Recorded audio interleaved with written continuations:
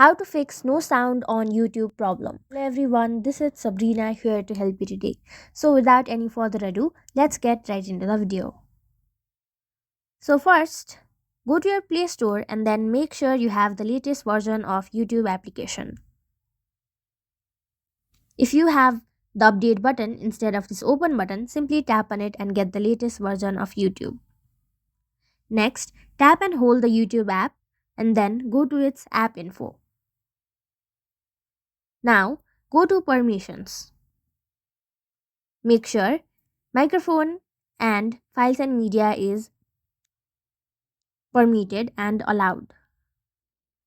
Next, go to storage and then tap on clear cache. Next, check your device audio and see if it's working properly, and that will fix your problem.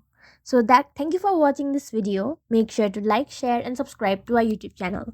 If you got any questions, comment them down and I'll catch you in the next one.